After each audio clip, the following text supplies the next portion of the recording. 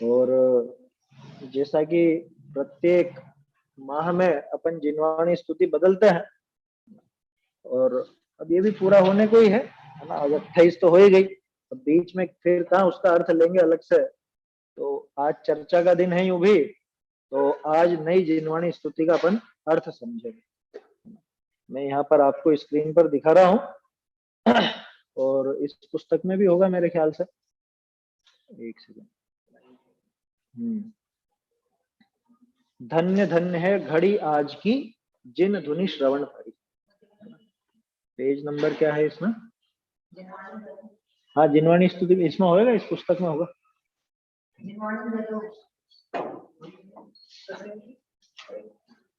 उनको भी दे दो। 28 नंबर पेज पर है ना। ये पुस्तक का क्या नाम है अपनी? इसका जिनवाणी वंदना नाम की पुस्तक में 28 नंबर पर है, 28 नंबर पेज पर। और अध्यात्म है नंबर भी 28, पेज और नंबर दोनों 28 है। और जो अध्यात्म भजन संग्रह, आध्यात्मिक भजन संग्रह पुस्तक है, उसमें भागचंद जी का जो सेक्शन है, भागचंद जी के भजन जहां पर है, उसमें 22 नंबर का ये छंद, जिसका आपको ये स्क्रीन पर नजर आ रहा है। बहुत सुंदर पद है, भागचंद जी का ही है ये भी। आप सोच रहे होंगे ये वर्ष तो पूरा भागचंद जी का ही वर्ष रहा 11-12 स्तुतियां पूरी भागचंद जी की अपन ने ली है।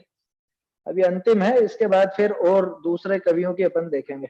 दयानंद राय जी, बनारसी दास जी, भूधर दास जी, बुद्धजन जी, दौलत राम जी, इन सब की जिनवाणी स्तुतियां भी अपन देखेंगे। देखो, सब विद्वानों में बहुत भक्ति भाव था, देव के प्रति, गुरु के प्रति, शास्त्र के प्रति। किसी के वो भक्ति का भाव बहुत अलग ही हटके नजर आ जाता है, किसी के थोड़ा अलग रूप में आता है। जैसे भूधर दास जी की आपको जिनवाणी स्तुति एकाएक नहीं मिलेगी, लेकिन सबसे ज्यादा प्रचलित जो जिनवाणी स्तुति है वो भूधर दास जी। कौन सी?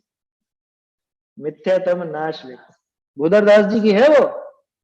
लोगों को लगता नहीं है, क्योंकि भूधर दास जी की शैली ऐसी थी कि वो हर एक पद में अपना नाम देना जरूरी नहीं समझते थे। बहुत से पद लिखे जिसमें नाम नहीं दिया, वो भूधर दास जी की। और संभवतया वो जो है ना, वीर हिमाचल ते निकसी, वो भी संभवतया भूधर दास जी की। मिथ्यात्म नाश वेका तो हर एक को याद है, जिनवाणी स्तुति और कोई याद हो ना हो, वो जरूर याद है। इनके अलावा उनकी देखने में नहीं आती है, कमी मिलती है जिनवाणी स्तुति। बाकी गुरु के संबंध में और देव के संबंध में बहुत लिखी उन्होंने, बहुत भजन लिखे, स्तुतियां भी लिखी, बहुत सुंदर सुंदर। अपना तो प्रकरण जिनवाणी स्तुति का है, ये भागचंद जी की है। जिनवाणी स्तुति में अपन किसी, हाँ, आवाज नहीं आ रही आपकी। जिनवाणी स्तुति के लिए किसी भी ग्रंथ का मंगलाचरण पढ़ सकते हैं क्या? हाँ हाँ, कोई दिक्कत नहीं है। मंगलाचरण भी आप बोल सकते हो जिनवाणी स्तुति में, कोई दिक्कत थोड़े ना, उसमें कोई समस्या नहीं। मतलब किसी भी ग्रंथ का पढ़ सकते हैं ना, जैसे किसी ग्रंथ का नहीं आया याद आ रहा तो किसी ग्रंथ का याद है तो अपन बोल सकते हैं। हाँ, पढ़ सकते हो कुल मिला के। अच्छा देखो, एक चीज और है, जिनवाणी स्तुति और वो मंगलाचरण जरूरी नहीं विषय एक, क्योंकि मंगलाचरण में तो देव को नमस्कार भी होता है, कभी शास्त्र को भी नमस्कार होता है, कभी गुरु को भी नमस्कार होता है। अलग अलग जैसा वो ग्रंथकार का आशय हो, उस अनुसार मंगलाचरण में परिवर्तन दिख सकता है। और जिनवाणी स्तुति तो प्योर जिनवाणी के प्रति ही भक्ति भाव है। हालांकि जिनवाणी के प्रति जो भक्ति भाव है वो साक्षात देव के प्रति भी भक्ति भाव है, क्योंकि वाणी किसकी आखिरकार, और गुरुओं के प्रति भी है। माने जिनवाणी ऐसी चीज है कि वो देव और गुरु से जोड़ देती है हमको, है समझ में। शास्त्र जो है वो देव और गुरु दोनों से जोड़ देते हैं। देवों की वाणी है, गुरुओं ने लिखी है, और इस वजह से जो लिखा है उसकी महिमा गाई जाती है। तो ऐसी ये स्तुति है, धन्य धन्य है घड़ी आज की। धन्य धन्य है घड़ी आज की, जिन धुनि श्रवण परी।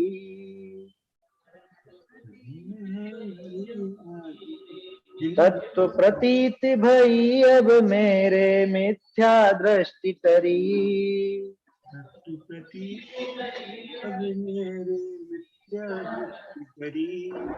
धन्य धन्य है घड़ी आज की, जिन धुनि श्रवण परी।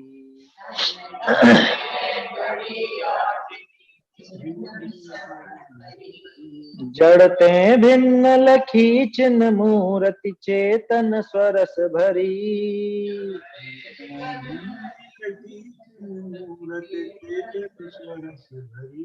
अहंकार ममकार बुद्धि पुनि पर में सब परिहरी।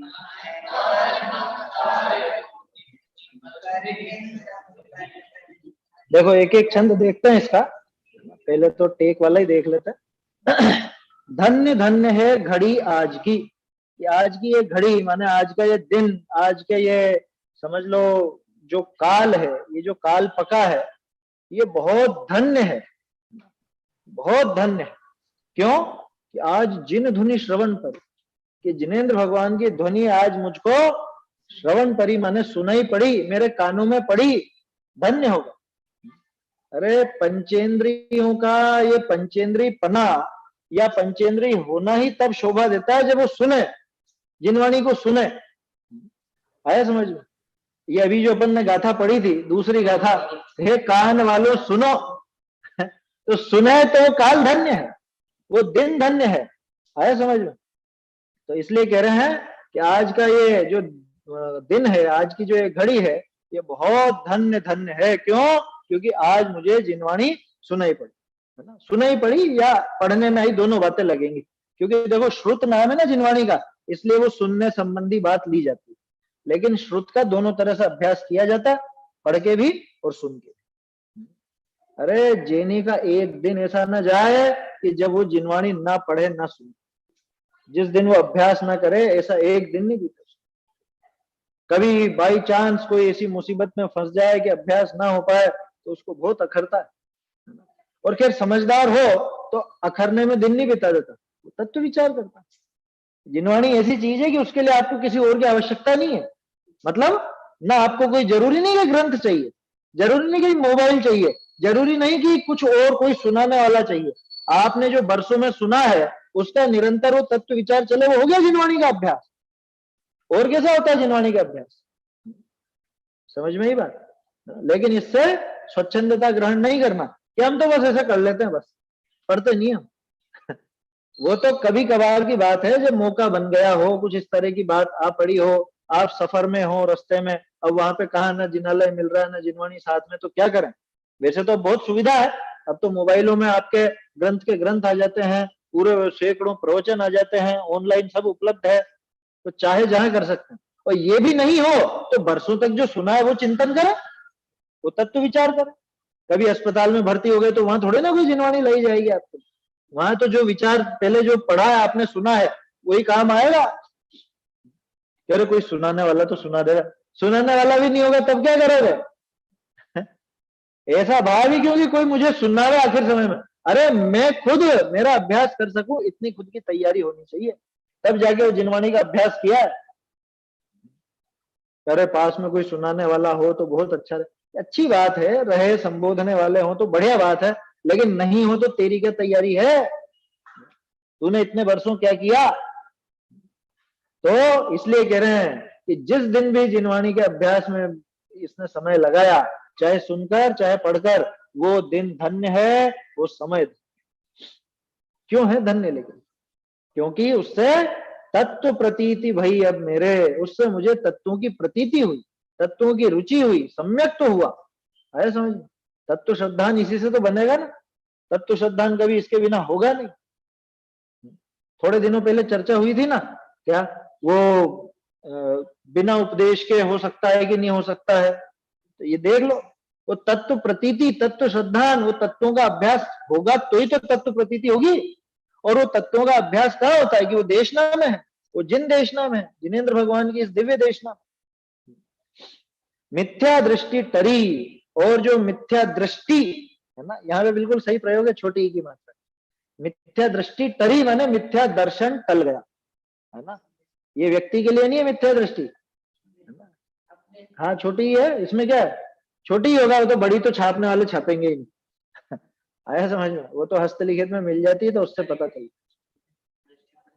मिथ्या दृष्टि माने मिथ्या दर्शन, देखा था ना अपन। तत्व प्रतीति भाई, अब मेरे आज ये शुभ दिन आया है कि तत्वों की रुचि हो गई, तत्वों की प्रतीति हो गई। क्यों? क्योंकि ये जिनवाणी का अभ्यास। और मेरी मिथ्या दृष्टि, मेरी जो दृष्टि मिथ्या थी वो टल गई, मेरा जो वो श्रद्धांत खोटा चल रहा था वो टल गया। और क्या हुआ जिनवाणी के अभ्यास से? कि जड़ते भिन्न लखी चिन्ह मूर्ति। बोलो, जड़ से भिन्न, जो ये समस्त पर पदार्थों से भिन्न, पर पदार्थों संबंधी भावों से भी भिन्न, ऐसा जड़ से। जड़ माने, जड़ माने अकेला पुद्गल नहीं, जड़ माने सारे अन्य द्रव्य, जीव को छोड़ के बाकी सब वो जड़ कहलाते हैं। चेतन और जड़ यही चलता है। जड़ का विपरीत क्या बोलते हैं उसको? विलोम। विलोम शब्द, जड़ का विलोम चेतन ही होता, चेतन का विलोम जड़ होता। तो जड़ते भिन्न लखी चिन्ह मूर्ति, ये चैतन्य मूर्ति, ये शरीर तो जड़ की मूर्ति है और आत्मा चैतन्य मूर्ति। जड़ते भिन्न लखी चिन्ह मूर्ति, कैसी? चेतन स्वरस भरी। जड़ से भिन्न कैसा है? कि चेतन। दूसरी बात, स्वरस भरी, अपने रस से भरी हुई, खारे रस से भरी हुई जो नमक डली है, आया समझ में? वैसे ही चैतन्य रस से भरा हुआ ये निज है। चेतन स्वरस भरी, अपने चेतना के रस से, स्वयं के रस से, किसी दूसरे का नहीं, है ना, स्वयं के रस से भरी हुई। और क्या हुआ? अहंकार ममकार बुद्धि पुनि।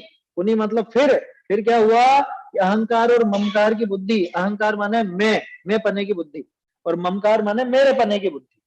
तो मैं पने और मेरे पने की बुद्धि सब परिहरी, सारी की सारी दूर कर दी। तो ये तो होनी तो चाहिए ना, लेकिन अहंकार बुद्धि और ममकार बुद्धि होगी कि नहीं होगी?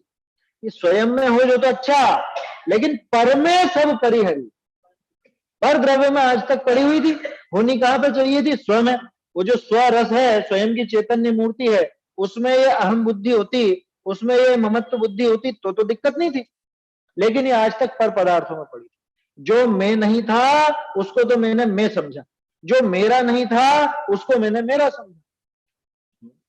जो अपना नहीं उसके अपनेपन में जीवन चला गया, पर मैं अपनापन करके हाँ मैं अपने से चला गया, ऐसा है ना। तो स्वयं में ममकार बुद्धि ऐसे होगी कि मेरे अनंत गुण, ऐसे। वहां जब गुण पर्याय के भेद करेंगे ना अपन, अभेद में भेद किया जाएगा।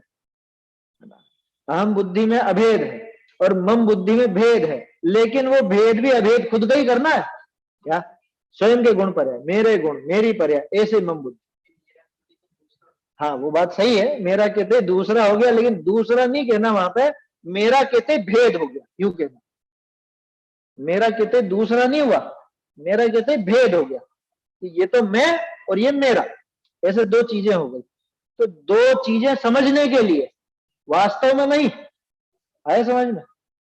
ज्ञान दर्शन चारित्र सुख वीर अनंत अनंत गुण, ये सब मेरे हैं, तो क्या मैं अलग हूं और ये अलग है? ऐसा कि नहीं, मैं इनमय हूं।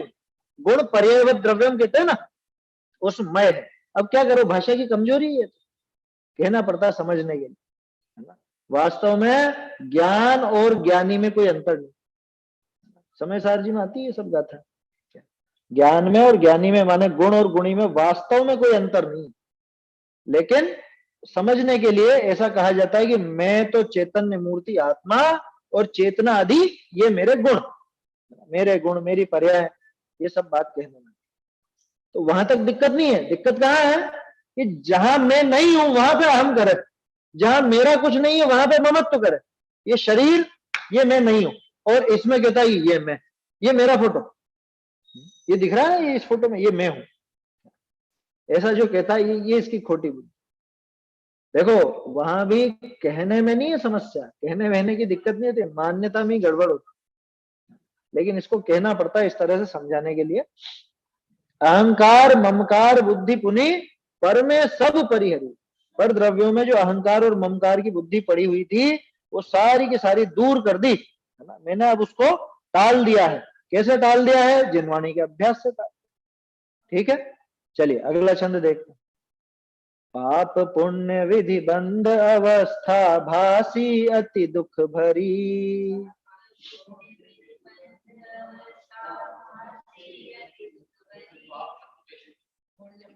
हाँ, पाप शब्द पहले।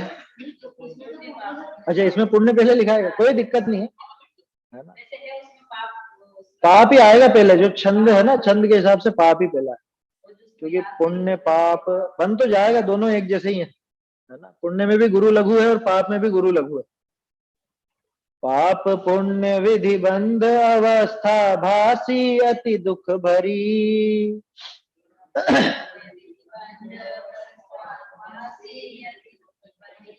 वीत राग विज्ञान भावमय परिणति अति विस्तरी।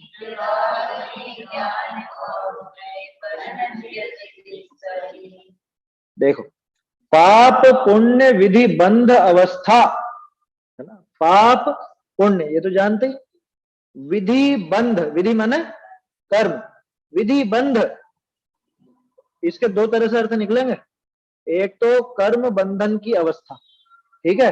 दूसरा कर्मों के बंधन की जो विधि है, आश्रव है ना, वो ऐसी अवस्था, वो कैसी लगी, वो कैसी भासी, अति दुख भरी, अत्यंत दुख भरी अब मुझे भाषित होने लग गई। ये जिनवाणी के प्रताप से, जिनवाणी के प्रसाद से, ये पुण्य पाप की, ये कर्मों के बंध की जो अवस्था थी अथवा कर्मों के बंधन की जो विधि थी, वो अब मुझे अत्यंत दुख भरी भाषित होने लगी। और क्या हुआ? वीतराग विज्ञान भावमय परिणति अति विस्तरी।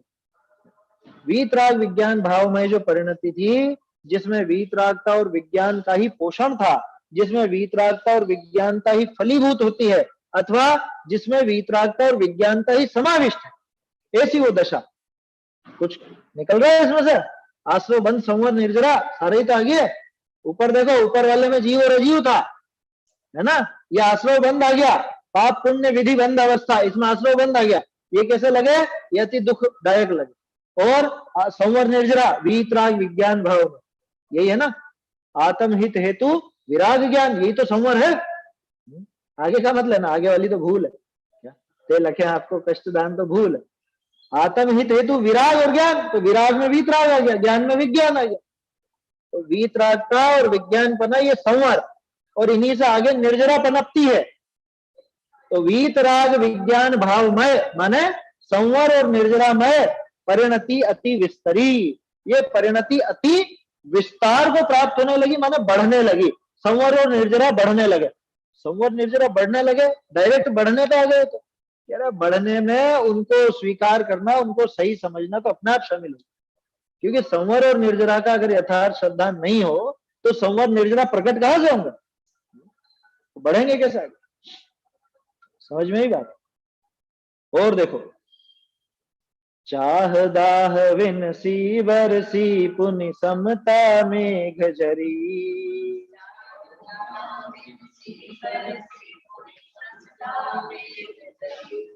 बाढ़ी प्रीति निराकुल पद सो भाग चंद हमारी।